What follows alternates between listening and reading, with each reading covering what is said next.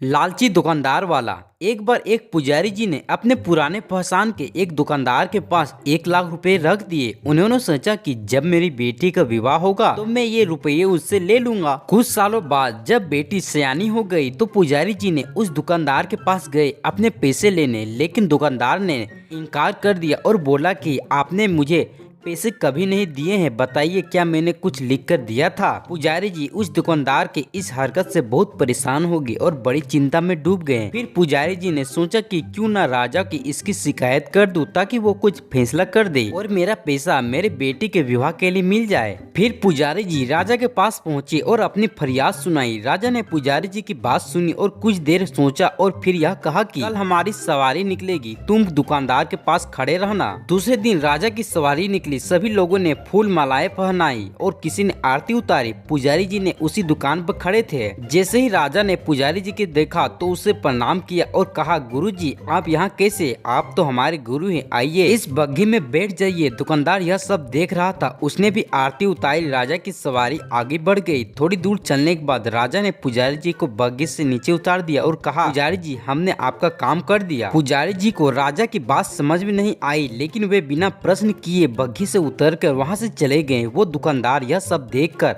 हैरान था कि पुजारी जी तो राजा के बहुत ही अच्छे मित्र है, कहीं वो मेरा कबाड़ ही ना कर दे। दुकानदार ने अपने कुछ आदमियों को भेजकर पुजारी जी को लाने को कहा। पुजारी जी एक पेड़ के नीचे बैठकर विचार विमर्श कर रहे थे। मुनीम वो व्यक्ति बड़े ही आदर के साथ उन्हें अपने साथ ले आए। दुकानदार ने पुजारी जी आते ही उनको प्रणाम किया और बोला, पुजारी जी मैंने काफी मेहनत की और पुराने खातों में देखा और पाया कि खातों में आपका 1 लाख रुपए पैसा जमा है और पिछले 10 सालों में यह 10,000 ब्याज भी हो गई है। दुकानदार ने कहा, पुजारी जी आपकी बेटी मेरी ही बेटी है, तो आप मेरी तरफ से 5,000 रुपये रखिए और अपनी बेटी की शादी में इसे लगा दीजिए।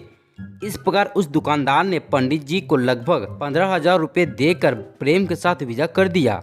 दोस्तों हमें इस कहानी से यह सीख मिलती है कि हमें हमेशा अच्छे के साथ रहना चाहिए, अच्छी संगति रखनी चाहिए ताकि हमारा साथ हर समय अच्छा ही हो।